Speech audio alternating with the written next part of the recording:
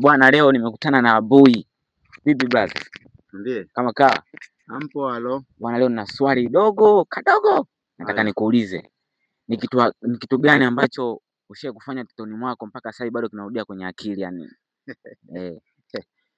Bwana mkubwa halo.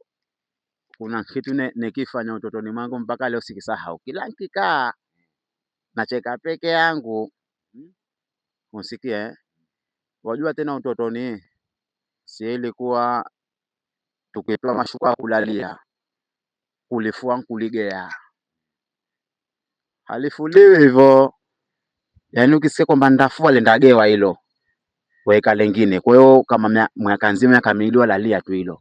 Unsikia Basi siku hiyo mama kuja akisema kwamba lazima leo mfue. Amekuja akinikwamie nalala.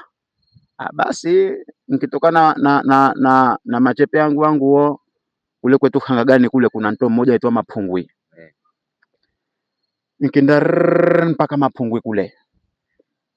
Nilipofika pale bwana mkubwa nianza na shuka. Nikuja nikilitia shuka mule kwenye ule mto wa Mapungwi. Bwana mkubwa kumbe kwa seti ya shuka neti ya utupa. Kwa nini? Maana bulibuli na khambare wote welewa kwa nongo.